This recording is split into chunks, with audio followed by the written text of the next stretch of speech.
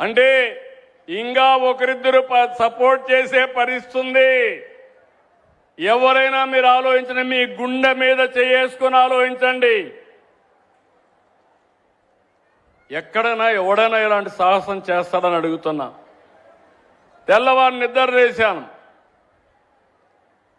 సాక్షి టీవీలో వివేకానంద రెడ్డి గుండె పొడుతో చనిపోయాడు. నేను మనిషే కదా, అయ్యో పాపం మంచోడు అనే అభిప్రాయం నాకు వచ్చింది. 2 గంటల తర్వాత అన్ని టీవీల్లో కూడా వాళ్ళందరూ ఇదే మాట్లాడడం మొదలుపెట్టారు. ఆయన కూతురు అడిగింది, మీరు ఇన్వెస్టిగేషన్ చేయండి, పోస్ట్ మార్టం చేయండి, నాకు అనుమానం ఉంది అని. మనకి ఏ సంబంధం లేదు కాబట్టి నేను ఇన్వెస్టిగేషన్ చేయమన్నాను. చేశారు.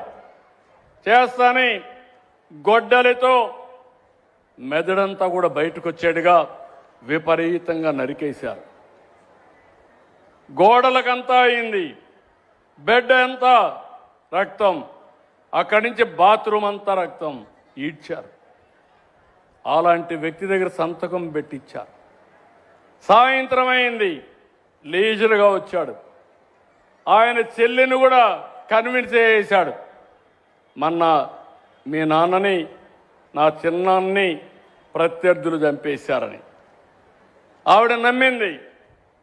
సాయంత్రానికి ఆవిడ కూడా ఆయన పక్క నుండి మా నాన్నను చంపేశారు, ఇప్పుడు మా చిన్నాన్న చంపేశారు, దిక్కులేని వ్యక్తిని పెద్ద దిక్కు కోల్పోయాను, ప్రజలంతా సహకరించమని కోరాడు. ఈ వాస్తవాలు చెప్పాలని నేను అనుకుంటే నెక్స్ట్ తెల్లవారే లోపల సాక్షి పేపర్లో నా చేతిలో కత్తి పెట్టి నారాసుర రక్త చరిత్రని ఆయన చేసిన నేరాన్ని నా నెత్తిన వేశాడు. మీరంతా నమ్మేశారు, ఓట్లు వేశారు. అందుకే 2019లో మనం దెబ్బతిన్నాం.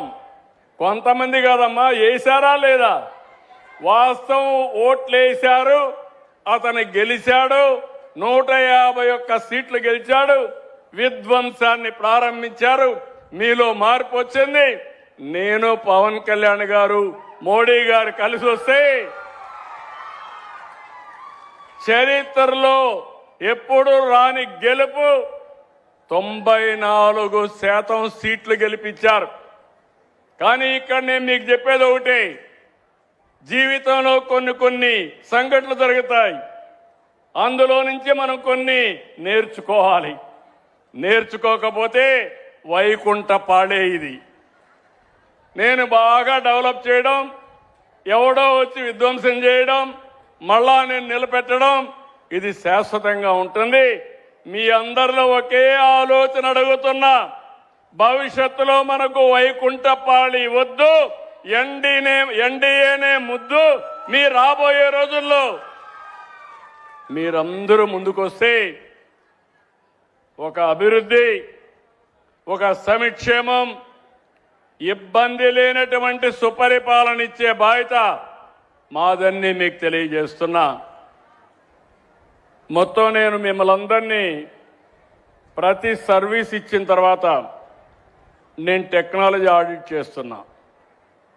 అంటే పెన్షన్ ఇస్తారు, పెన్షన్ ఎక్కడిచ్చారో నేను టెక్నాలజీ ద్వారా ఆడిట్ చేసుకుంటాను.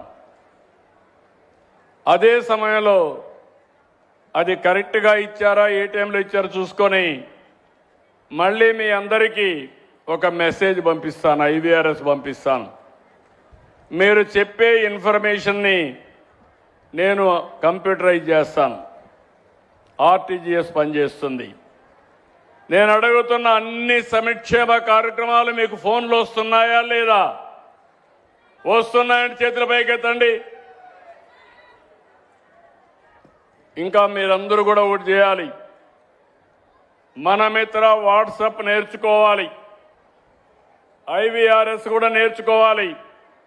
మాకు ఎప్పటికప్పుడు మీరు సమాచారం ఇచ్చే పరిస్థితి రావాలి. ఈరోజు ఈ జిల్లాలో మీరు ఒక్కసారి చూస్తే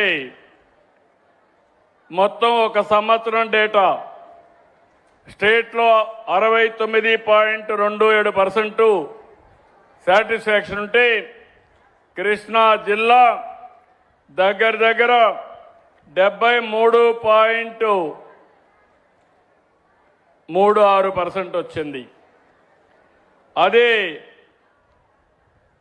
పామర్రు నియోజకవర్గం చూస్తే చాలా సంతోషపడుతున్నా, ఆఫీసర్లు అభినందిస్తున్నా. జిల్లా 73.36 అయితే పామర్రు 77.35%. జిల్లా కంటే 4% సాటిస్ఫాక్షన్ లెవెల్ ఎక్కువగా ఉంది. ఈ సంవత్సరం 80% పెంచడానికి చూస్తున్నా.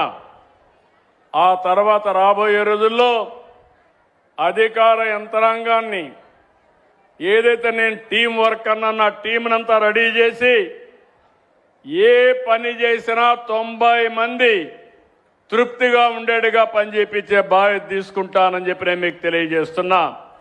కృష్ణా జిల్లాలో 33 కార్యక్రమాలు